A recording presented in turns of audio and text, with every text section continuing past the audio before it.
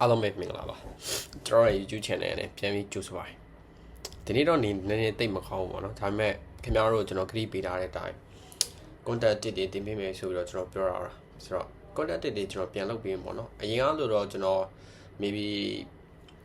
analysis တွေဘာမလုပ်ပြပေးတာလဲတော်တော်လေးကြာလိုက်ပြီဆိုတော့3-4လဝန်းကျင်လောက်ဖြစ်သွားပြီဒါပေမဲ့ဒီနောက်ပိုင်းမှာတော့ကျွန်တော် content တစ်တွေကိုပြန်ပြီးတော့လုပ်ပေးဖို့ရှိတယ်ဆိုတော့ဘာတွေလာမလဲဆိုတော့စောင့်ကြည့်ပေးပါအောင်လုံးဝအမိုက်စားမြန်မာပြည်မှာဘူးမှမလုပ်ရတဲ့ content တွေကျွန်တော်လုပ်ပေးဖို့ကတိပေးပါတယ်ဆိုတော့ဒီနေ့ကဘာကိုပြောမှလဲဆိုတော့ကျွန်တော်တို့ beginner trader တွေအများစုပေါ့နော်ပြဿနာတက်နေကြတဲ့အရာတစ်ခုရှိတယ်အဲ့ဒါဘာလဲဆိုတော့ trader တော်တော်များများကတခါကြရင်ကျွန်တော်တို့ risk management ကိုပဲအရင် powerful ဖြစ်တယ်ဆိုပြီးတော့ risk management အတွက်ပဲအချိန်ကြီးကုန်နေကြတယ်အဲ့ဒါကိုပဲတွားပြီး focus လုပ်နေကြတာပေါ့နော်တကယ်တော့ကျွန်တော် trade ဒီမှာ risk management ထက်အရေးကြီးတဲ့အရာတွေအများကြီးရှိတယ်တော်များထင်ကြတာ strategy ဆိုတဲ့အရာတွေထင်ကြတယ်တချို့ကြလည်း risk management တချို့ကြလည်း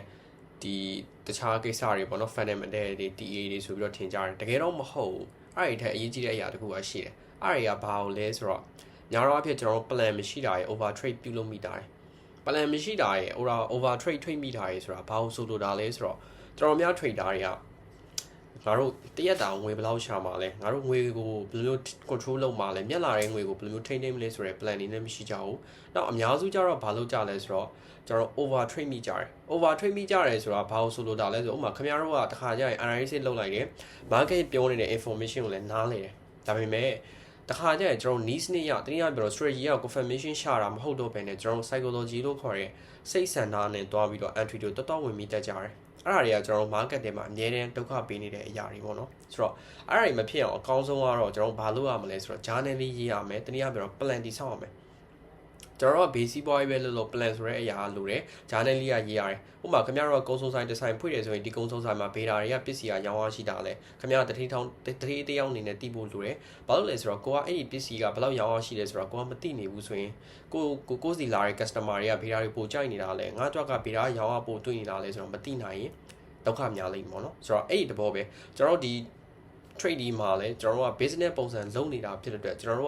တို့ trade လိုက်တဲ့ entry တစ်ချောင်းကကျွန်တော်တို့သုံးပြီးတဲ့ needs တစ်ခုကဘေကောင်ကပို့ပြီးတော့ perfect ဖြစ်နေတာလဲဘေ trade setup ကကျွန်တော်တို့ပို့ပြီးတော့ confirmation တိကျနေတာလဲအဲ့ဒါကိုကျွန်တော်တေချာလေး plan လုပ်ဖို့လိုတယ်အဲ့ခါကျမှခင်ဗျားတို့တစ်ရက်ကိုဘယ်နှကြောင်း trade မှာလဲတစ်ရက်ကို2ကြောင်း trade မှာလားတစ်ရက်ကို3ကြောင်း trade မှာလားဆိုတော့ပြန်ပြီးတော့ထိန်းချုပ်ရမှာမဟုတ်ပဲနဲ့ကျွန်တော်တစ်ရက်ကို5-6ကြောင်းနေဖြစ်သွားတယ်10ကြောင်းနေဖြစ်သွားတယ်ဆိုတော့အဲ့ဒါတွေကခင်ဗျားတို့ risk management ကဘယ်လောက်ပဲ control လုပ်တာကျွန်တော်တို့က over trade မိရင်အကောင့်တွေကပြုတ်တယ်ဘာလို့အဲ့ဒီစကားပြောတာလဲဆိုတော့ဒီ beginner trader တော်တော်များများမှာကျွန်တော်တို့တွေ့ရတယ်ကျွန်တော်တို့ကိုယ်တိုင်လည်းဖြစ်ခဲ့ဘူးတော့ဗောနော်ကျွန်တော်တို့ကိုယ်တိုင်လည်းအကောင့်တွေပြုတ်ရတဲ့အကြောင်းရင်းကိုရှာကြည့်လိုက်ရင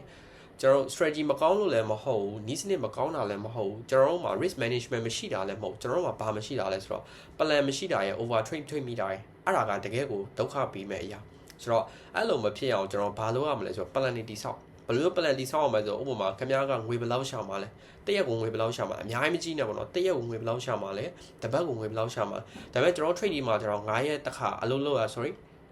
market က9ရက်ဖွင့်တာဖြစ်တဲ့အတွက်9ရက်လုံးကိုကျွန်တော်တို့နေ့တိုင်းလို့အလုပ်လုပ်ကြရတော့မလို့ပေါ့နော်ဒါပေမဲ့ကျွန်တော်တို့က plan ကိုချခါကြရင် maybe တရက်ထက်ဆိုင်တော့9ရက်စာတနည်းအားဖြင့်တစ်ပတ်စာပေါ့စနေတနင်္ဂနွေက2ရက်ကပိတ်ရက်ရှိတာကိုဆိုတော့9ရက်စာကိုတေချာ plan ချဖို့လိုတယ်ဘယ်လိုမျိုး plan ချရမလဲဆိုတော့ဥပမာကျွန်တော်တို့က9ရက်ရှိတယ်ငါဒီ9ရက်မှာ trade entry ဘယ်နှကြောင်းဝင်မှာလဲ9ကြောင်းဝင်မှာလားဒါမှမဟုတ်10ကြောင်းဝင်မှာလား okay ငါဒီတစ်ပတ်မှာငါ trade entry 9ကြောင်းဝင်မယ်ဒါဆိုငါတို့ trade ရမှာကတရက်ကိုတစ်ကြောင်းလုံးပဲ trade ရမှာဒါဆိုတရက်တစ်ကြောင်းလုံး trade မယ်ငါတရက်ကိုတစ်ကြောင်း trade လို့ရှုံးသွားပြီဆိုရင်ငါနားမှာလားဒါမှမဟုတ်ငါနှစ်ကြောင်းဆက် trade ကြည့်မယ်ကွာနှစ်ကြောင်းဆက် trade ကြည့်လို့နှစ်ကြောင်းလုံးရှုံးသွားပြီဆိုငါနားမှာလားဘယ်လိုမျိုး plan ထားမှာလဲဆိုတော့ကိုယ်တိုင်ကကိုယ့်ရဲ့ plan ပုံစံနဲ့တွားလို့ရတယ်ဒါပေမဲ့တခါကျရင်ကျွန်တော်တို့ကသူများရဲ့ပုံစံကိုအတုခိုးချင်ကြတဲ့လူတွေလည်းရှိတယ်သူများတွေဘယ်လိုမျိုးလှုပ်လာလဲဆိုတော့ပြန်ပြီးတော့တွေးချင်ကြတဲ့လူတွေရှိတယ်ပေါ့နော်ဆိုတော့ကျွန်တော်အနေနဲ့ကျွန်တော်လမ်းပေးမှာပေါ့ဥပမာကိုမက်ရောဘယ်လိုမျိုး trade တာလဲ trade plan ကိုဘယ်လိုတိစောက်တာလဲကျွန်တော်မှာ plan ကရိုးရိုးလေးကျွန်တော်တစ်ပတ်ကို10ကြောင်း trade မယ်10ကြောင်း trade မယ်ကျွန်တော်တစ်ရက်ကိုအနည်းဆုံး4ကြောင်း trade မယ်အနည်းဆုံး4ကြောင်း trade မယ် sorry အနည်းဆုံးမဟုတ်အများဆုံး4ကြောင်း trade မယ်ဒါပေမဲ့အဲ့ဒီအများဆုံး4ကြောင်းမှာကျွန်တော်3ကြောင်းဆက်တိုက်ရှုံးပြီဆိုရင်ကျွန်တော်နားဖို့ပြင်ပြီနားပြီးပြောရမှာမဟုတ်နော်နားဖို့ပြင်ပြီ3ကြောင်းဆက်တိုက်ရှုံးရင်ကျွန်တော်နားဖို့ပြင်ပြီတကယ်လို့တရက်တည်းနဲ့4ကြောင်းလုံးဆက်တိုက်ရှုံးသွားပြီဆိုရင်အဲ့ဒီတရက်လုံးကျွန်တော် market ကိုလုံးဝမကြည့်တော့ focus လုပ်လိုက်ပြီကျွန်တော်နောက်တရက်မှာ market information ကိုပြန်ရှာတော့တယ်ဘာလို့လဲဆိုတော့ကျွန်တော်တစ်ခါကျရင်တရက်ကို4ကြောင်းရှုံးနေတဲ့အချိန်မှာတရက်ကို3ကြောင်းရှုံးနေတဲ့အချိန်မှာတော့မနားဘူးဆိုရင်နောက်ထပ် trade မဲ့ entry တွေကများတော့ဖြစ် psychology က control မလုပ်နိုင်တော့ဘဲနဲ့ကျွန်တော် plan နေနဲ့မကိုက်တဲ့ trade set တွေဝင်မိတာဖြစ်တဲ့ confirmation မဟုတ်တဲ့ဟာတွေကိုတွားပြီးတော့တွေးမိတဲ့အခါမျိုးတွေအများကြီးကြုံရတတ်တယ်အဲ့လိုမဖြစ်အောင်ကျွန်တော် plan တိဆောက်လိုက်ကျွန်တော်မှာဆိုရင်ကျွန်တော်တရက်ကို၄ကြောင်းအများဆုံး trade မယ်၃ကြောင်းဆက်တိုက်ရှုံပြီးဆိုရင်နားဖို့ပြင်ပြီးနားတော့မနားလိမ့်ပေါ့နော်နားဖို့ပြင်ပြီးတကယ်လို့၄ကြောင်းလုံးဆက်တိုက်ရှုံသွားပြီးဆိုရင်အဲ့ဒီတရက်ကိုကျွန်တော်လုံးဝနားလိုက်မားကောက်လုံးဝမကြည့်တော့ဘူးကျွန်တော်ဘာမှမပေါ့နော်ထပ်ထားပြလိုက်ပြီဆိုတော့အဲ့လိုမျိုးပုံစံနဲ့ကျွန်တော်တိဆောက်ထားတယ်တကယ်လို့ကျွန်တော်တရက်လုံးနေမှာ10ကြောင်းထက်ပို trade တာမျိုးတော့မလုပ်ဘူး sorry တပတ်လုံးနေမှာ10ကြောင်းထက် trade တဲ့ပုံစံမျိုးတော့ကျွန်တော်မလုပ်ဘူးတပတ်လုံးမှာကျွန်တော်10ကြောင်း trade မယ်တရက်ကို4ကြောင်းဆက်တိုက်ရှုံပြီးဆိုရင်နားပြီတကယ်လို့တရက်4ကြောင်းဆက်တိုက်ရှုံလို့ကျွန်တော်နားလိုက်ဆိုကျွန်တော်နောက်ထပ် trade ဖို့ခွင့်ရက6ချိန်ချင်းလေးတယ်အဲ့ဒီ6ချိန်မှာကျွန်တော်ကနောက်ထပ် trade မဲ့ trade တစ်ကြောင်းတော့ကျွန်တော်တို့ 1:4 အနည်းဆုံးရမယ်ဆိုရင်ကျွန်တော်ပထမရက်က4ကြောင်းဆက်တိုက်ရှုံခဲ့တဲ့ trade တွေအားလုံးက recovery ဖြစ်သွားတယ်ဒီလားအဲ့ဒါဘာနဲ့ထိန်းထားလဲဆိုတော့ကျွန်တော်တို့က risk management နဲ့ trade plan နဲ့ကိုပြန်ထိန်းထားတဲ့ပုံစံဒါပေမဲ့အများစုက risk management ကိုပဲတေချာကာကွယ်ထားတယ် trade plan နဲ့ journally တနည်းအားဖြင့်ကျွန်တော်တို့ကတရက်ကိုဘယ်နှကြောင်း trade မှာလဲတစ်လကိုဘယ်နှကြောင်း trade မှာလဲတစ်ပတ်ကိုဘယ်နှကြောင်း trade မဲ့ပုံစံတွေမရှိနေဘူးဆိုရင်ပြဿနာတက်နိုင်တယ်ဟုတ်တော့နော်အဲ့ဒါကိုနည်းနည်းသတိထားပါဆိုတော့အဲ့ဒါတွေကိုပြင်ကြည့်လိုက်အဲ့ဒါဆိုခင်ဗျားတို့ trade ဒီထဲမှာတော်တော်လေးအနေထားတစ်ခုရောက်သွားလိမ့်မယ်လို့ကျွန်တော်ထင်တယ်ဆိုတော့နောက်တစ်ခုကတော့ journally ပေါ့နော် journally ဘယ်လိုရေးရမလဲဆိုတော့တော်တော်များဒီ TikTok social media မှာလည်းခင်ဗျားတို့တွေ့ကြမှာပါ journally ကိုဘယ်လိုမျိုးရေးရမယ့်ပုံစံတွေကိုလူအများပြောရတဲ့ video တွေအများကြီးဟုတ်တော့နော်အများကြီးပဲဒါပေမဲ့ကျွန်တော်တို့အများကြီးမညွှန်းတော့ဘူးเนาะ journally ကဥပမာအဖြစ်ကျွန်တော်တို့မှာရေးလို့ရတဲ့ပုံစံ2မျိုးရှိတယ်အခုနောက်ပိုင်းကကျွန်တော်တို့ဒီ laptop သမားတွေဖုန်းသမားတွေဆိုလဲ Notion ဆိုတဲ့ software မှာကျွန်တော်တွားပြီးတော့ Google Drive database တစ်ခုနဲ့တွားပြီးတော့တိဆောက်ထားပြီးတော့အလုပ်လုပ်လို့ရတယ်အဲ့လိုမဟုတ်ဘူးဆိုကျွန်တော်တို့စာအုပ်ထဲမှာခြာရေးပေါ့နော်ဒါပေမဲ့အားနည်းချက်နေတဲ့ဘာဖြစ်သွားလဲဆိုစာအုပ်ထဲမှာခြာရေးနေတာကြတော့ entry ဝင်တဲ့ပုံစံတွေကိုမသိရဘူးဘာကြောင့်ဝင်လိုက်လဲဘာကြောင့်ရောက်လိုက်တဲ့ဟာတွေကိုပဲသိလိမ့်မယ်ဒါပေမဲ့ Notion ထဲမှာတွားရေးတယ်ဆိုရင် तू က database ဖြစ်သွားတာဖြစ်တော့ကျွန်တော်တို့ free ပဲဆိုတော့ကျွန်တော်ဘာမှနောက်ထပ်မလုပ်တော့ဘူးကျွန်တော်ဒီ database ထဲမှာပဲတွားပြီးတော့အကုန်လုံးထည့်လိုက်လို့ရ date တွေထည့်လို့ရမယ်ဘာကြောင့်ဝယ်တာလဲ risk and reward ဘယ်လောက်လဲ psychology ဘယ်လောက်လဲအကုန်လုံးတနေရာထဲမှာထည့်ရလို့ရတာပေါ့နော်ဒါပေမဲ့တချို့ကြတော့ဒီ Notion ဆိုတဲ့ software ကနည်းနည်းသုံးတာခက်တယ်ဆိုပြီးတော့မသုံးချင်ကြတဲ့လူတွေရှိတယ်ဒါပေမဲ့အရင်တော့ခက်တဲ့ထဲမှာတော့မပါဘူးပေါ့နော်လွယ်လွယ်လေးပဲဒါပေမဲ့လူများစုကတည်တယ်မှာနည်းနည်းလေးရှုပ်ထွေးသွားပြီးဆိုတွားပြီးတော့ testing တက်မလုပ်တော့မဆန်းချင်ကြတဲ့လူတွေကများများကိုဆိုတော့အဲ့ဒါကြောင့်ねအလန်းဝေးသွားကြတော့ပေါ့နော်ထားပါတော့ဆိုတော့ journally ကိုလည်းကျွန်တော်တို့ဘယ်လိုမျိုးရေးရမလဲဆိုတော့ဥပမာအမြဲတမ်းမေးဖို့လူတဲ့ဟာတစ်ခုရှိတယ်ဘာလဲဆိုတော့ကျွန်တော် trade entry တစ်ခုဝင်ခါကြရင်ကျွန်တော်ဘာကြောင့်ဝယ်လိုက်တာလဲဟုတ်နော်ဘာကြောင့်ရောင်းလိုက်တယ်ဆိုတော့ confirmation သိဖို့လိုတယ် confirmation လည်းရှိဖို့လိုတယ် confirmation လည်းသိဖို့လိုတယ်ရှိုံနဲ့မပြီးဘူးကျွန်တော်တို့ကမသိနေမရအောင်ဘာလို့လဲဆို confirmation ရှိနေပေမဲ့ကျွန်တော်ကိုယ်တိုင်ကဒီ trade entry တခုကဒီလိုဖြစ်လို့မသိနေဘူးဆိုရင်တော့မရအောင်လေတီးဖို့ဆိုတာကလည်းကျွန်တော်ဘာလုပ်ဖို့လဲဆိုတော့ကျွန်တော်ရလာတဲ့ news တစ်ခုကို history က market မှာတွားပြီးတော့ testing လုပ်တဲ့အခါကျရင်ဒီ confirmation ပေးပြီးဆိုတော့ဒီ data ဖြစ်နိုင်တာပဲဒါဆိုငါတို့သိသွားပြီဒီ confirmation လည်းရှိနေပြီဒါဆိုငါတို့လုပ်လို့ရပြီဒါတော့အဲ့လိုပုံစံနဲ့ကျွန်တော် train ဖို့လိုတယ်ဆိုတော့အဲ့ဒါမျိုးကိုတေချာလေး focus လုပ်ကြည့်လိုက်ပါကျွန်တော်တို့ plan တေချာတိဆောက်လိုက်တစ်ပတ်ကိုငွေဘယ်လောက်ရှာမှာလဲတစ်ပတ်ကိုဘယ်လောက် trade မှာလဲတစ်ရက်ကိုဘယ်နှကြောင်း trade ပြီးဆိုရင်နားမှာလဲနောက်တစ်ခုက journal တေချာရေးလိုက်ပါအဲ့ဆိုခင်ဗျားတို့အတွက်ဒီ risk management ကကာကွယ်ထားပါစေဒီ trade plan တွေ journal လေးမရေးထားဘူးဆိုရင်တော့အကောက်ပြုတ်နေအောင်ပါဒါကျွန်တော် seriously တကယ်ပြောတာပေါ့နော်ဘာလို့လဲဆိုတော့အဲ့လို journal လေးမရေးဘူးတေချာ trade plan တွေမတည်ဆောက်ဘူးဆိုဘေး professional trader ပဲဖြစ်ဖြစ်သူတို့အပြစ်နဲ့သူတို့ခံနေရတဲ့လူတွေအများကြီးတချို့လူတွေမေးကြည့်လိုက်ငါတို့10ချောင်း trade ပြီးသွားပြန်ပြီဒီနေ့အမားလုပ်ပြန်ပြီဒါပေမဲ့မပြင်ဘာလို့မပြင်တာလဲ journal မရေးကြလို့နောက်တစ်ခုက trade plan မတည်ဆောက်ကြတော့သူတို့မပြင်နိုင်ဘူးဖြစ်နေတယ်ဆိုတော့အကောင်းဆုံးတော့ခင်ဗျားတို့ journal လေးတာရေးကြည့်လိုက်ခင်ဗျားတို့ over trade ကိုတော်တော်လေးရှောင်နိုင်လိမ့်မယ်ဘာလို့လဲဆိုတော့ကျွန်တော်တစ်ခါ journal လေးရေးရင် maybe 2မိနစ်လောက်3မိနစ်လောက်ကြာတယ်ကျွန်တော် journal လေးမှာကျွန်တော်ဘာတွေလုပ်တာလဲဆိုတော့ကျွန်တော် journal လေးမှာဆိုရင်သူရဲ့ chat ရှိမှာပေါ့နော်သူရဲ့ information chat ရှိမယ်ဥပမာကျွန်တော် screen share ပြလိုက်ပေါ့နော်ကျွန်တော် screen ကိုမြင်ရမယ်လို့ထင်တာပဲဥပမာကျွန်တော်ဒီ trade entry ပဲကျွန်တော်ပြပေးလိုက်ပေါ့နော်ဆိုတော့ဒီမှာဘာရှိမှလဲကျွန်တော် USD JPY ဒါကျွန်တော်ဒီမနက်ကအဝင်တဲ့ entry ပေါ့နော်ကျွန်တော်မှာ date ရှိမယ်ဒီနေ့ဘာကြောင့်ဝင်လိုက်တာလဲနောက်တစ်ခုက chat ရှိမယ် USD JPY chat ရှိမယ်နောက်တစ်ခုက ready ပေါ့ ready ဆိုတာဘာလို့ဆိုလိုတာဆိုခင်ဗျားဒီ trade တစ်ခုကို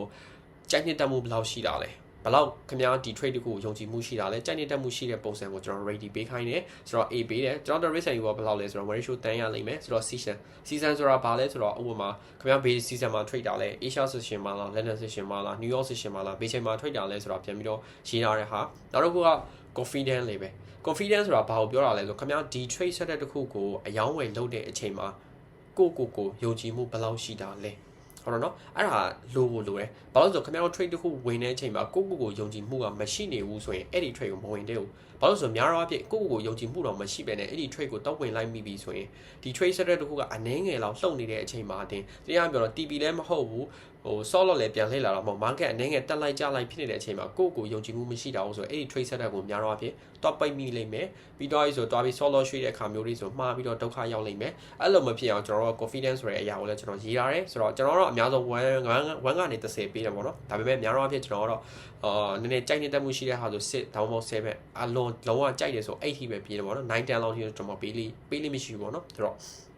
ဟုတ်ပါတော့ကျွန်တော် confidence level ဒီမှာကျွန်တော်7ပေးထားတယ်နောက်က analysis ကျွန်တော်တို့ analysis တွေနောက်ပိုင်းမရေးဖြစ်တော့တာပါပေါ့နော်ဘာလို့ဆိုကျွန်တော်ရဲ့ trade set တစ်ခုကိုကျွန်တော်ကြည့်လိုက်တာနဲ့ကျွန်တော်ဒီကောင်းကိုဘာကြောင့်ဝယ်လိုက်တာလဲဘာကြောင့်ရောင်းလိုက်လဲဆိုတော့ကျွန်တော်ရဲ့ confirmation ကကျွန်တော်နားလေတယ်အဲ့ဒါကြောင့်ကျွန်တော် analysis ကိုမရေးတော့တာဒါပေမဲ့ beginner trader တွေအများစုကတော့ဒီ analysis နေရာကိုရေးဖို့လိုတယ်ဘာလို့ဆိုတော့ဒီ analysis ကိုရေးမှတာလဲငါတို့ဘာကြောင့်ဝယ်တာလဲဘာကြောင့်ရောင်းလိုက်လဲဆိုတော့ confirmation ကိုသိမယ်အဲ့ဒါမှနောက်တစ်ပြန်ကျွန်တော်တို့ကမှားသွားတဲ့အခါမျိုး solid ထိသွားတဲ့အခါမျိုးလဲနောက်ပြန်ကိုကဒီ database မှာထည့်ထားရဲဆိုရင်တွက်ပြန်ကြည့်လိုက်တာနဲ့အော်ငါဒီတာမှားတာပဲဒါဆိုငါပြန်ပြင်နိုင်တယ်အဲ့ဒီ confirmation ကိုကျွန်တော်ပြန်တွေးနိုင်တယ်အဲ့တော့ဒီ analysis နေရာကိုလည်းထည့်ရေးဖို့လိုတယ်နောက်တစ်ခုက psychology and emotion ဆိုတာဘာလို့ဆိုလိုတာဆိုခင်ဗျားဒီ trader တစ်ခုကိုဝင်နေတဲ့အချိန်မှာကိုယ့်ရဲ့စိတ်ခံစားမှုကဘယ်လိုမျိုးရှိနေတာလဲ emotion တွေကဘယ်လိုမျိုးရှိတာလဲကိုယ့်ရဲ့စိတ်ကဘယ်လိုမျိုးတွားနေတာလဲအဲ့ဒါကိုရေးဖို့လေညာတော့အဖြစ်ကျွန်တော်ကိုဘာညာအဲ့လိုရေးတော့ပေါ့နော်ခင်ဗျားတို့မြန်မာလိုရေးချင်တဲ့လူတွေဆိုလဲကိုယ့်အကို database နဲ့ကိုလောက်လိုက်ပြီးဝိုင်းကိုထည့်ရေးဒါကလည်းလုံးဝ